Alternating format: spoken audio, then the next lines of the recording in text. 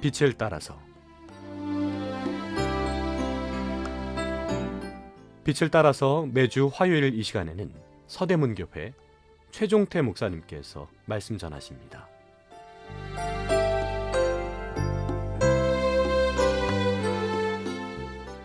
애청자 여러분, 안녕하십니까? 지난 시간에는 죽음 너머 저편의 세계에 대해 생각해 보았습니다. 이번 시간은 죽음 너머 저편의 세계에서 있을 심판은 왜, 어떻게 받는지에 대해 상고해 보겠습니다.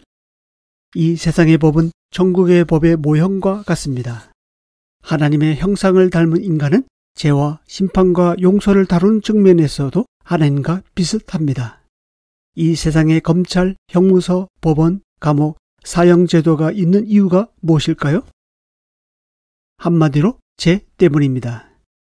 거룩하지 못한 인간도 죄인을 죄 없는 자와 함께하지 못하도록 격리합니다. 하물며 거룩하신 하나님은 어떻겠습니까? 우리가 죄인인 이상 심판을 받아야 하는 것은 자명한 사실입니다.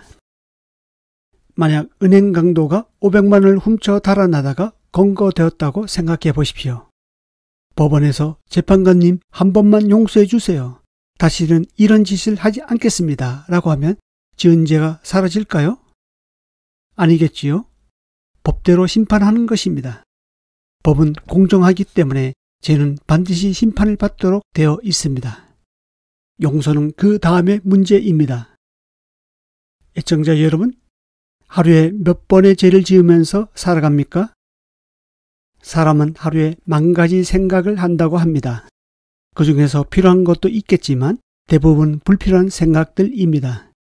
우리는 생각을 하면서 많은 죄를 짓습니다. 미워하기도 합니다. 증오하기도 합니다. 음욕을 품기도 합니다. 나에게 없는 것을 갖고 싶어하는 욕심을 품기도 합니다. 이외에도 많이 있겠지요? 10,000가지의 생각 중에서 10%가 죄 짓는 데 사용된다고 하면 적어도 하루 1000번은 죄 지으면서 사는 셈입니다. 어느 신문기사에서 사람은 하루에 200번 거짓말한다는 글을 본 적이 있습니다. 우리는 알게 모르게 수도 없이 거짓말을 합니다. 자기 보호와 자기 합리화를 위해 거짓말을 합니다. 부모와 선생님, 친구를 속입니다. 변명합니다. 어떤 경우는 거짓말을 위해 또 다른 거짓말을 만들어냅니다. 자기 자신에게도 거짓말을 많이 합니다. 이 중에서 절반만 수긍해도 하루 100번은 죄를 지으며 사는 셈입니다. 다 생략하고 삼시세끼 밥 먹듯이 하루 3번 죄 짓는다고 가정해 보겠습니다. 이 정도면 날개 없는 천사요, 의인 중에 의인이라 할 수 있습니다. 그럼에도 불구하고 하루 3번씩 일평생 동안이라면 얼마나 많은 죄를 짓게 되는지 한번 계산해 보겠습니다. 시편 90편 10절에서는 우리의 연수가 70이요 강건하면 80이라고 합니다. 요즘은 의학기술의 발달로 더 오래 삽니다. 그래도 인생의 연수를 평균 80으로 가정해 보겠습니다. 하루 3번, 1년 365일이면 모두 1095번입니다. 뒷자리 수를 버리더라도 1년 동안 1000번의 죄를 짓습니다. 80년을 산다면 일평생 8만 번의 죄를 짓고 사는 셈입니다. 이 중에는 중복된 죄가 많겠지요? 매일같이 반복적으로 짓는 죄가 많습니다. 누구나 80평생 살면서 8만 번의 전과범 기록을 가지고 하나님 앞으로 갑니다. 8만 번의 전과범에 대해 내려질 심판 어떻겠습니까? 무시무시할 것입니다. 초범은 형벌이 비교적 가볍습니다. 하지만 재범은 형벌이 좀 더 무겁습니다. 전과 기록이 올라갈수록 내려질 형벌은 더 가중됩니다. 가끔 뉴스에서 화제가 되는 강력 범죄자의 경우는 수많은 헌법 조항 중에서 단 몇 가지 때문에 중형 내지는 사형 선고를 받습니다. 그런데 상습 전과범이라면 어떻겠습니까?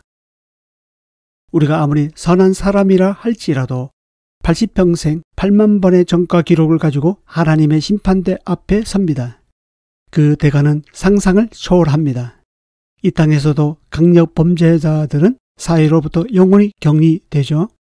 하물며 하나님 앞에 전과 8만 번을 가진 고질적인 죄인이라면 어떻겠습니까? 결국 제가 그 사람을 자기가 원하지 않는 곳으로 끌고 갑니다. 쟤는 잠시 달콤함을 줄지 몰라도 먹고 난 다음에는 그 죄가 자신을 죽입니다. 죄가 가져다 주는 대가는 결국 죽음입니다. 다음 말씀에서 공통점을 찾아보시기 바랍니다. 범죄하는 그 영혼이 죽으리라. 에스겔 18장 4절입니다. 너희가 만일 내가 그인 줄 믿지 아니하면 너희 죄 가운데서 죽으리라. 요한복음 8장 24절입니다. 죄의 삭은 사망이요. 로마서 6장 23절입니다. 사망이 쏘는 것은 죄요. 고린도전서 15장 56절입니다. 욕심이 잉태한 즉 죄를 낳고 죄가 장성한 즉 사망을 낳느니라.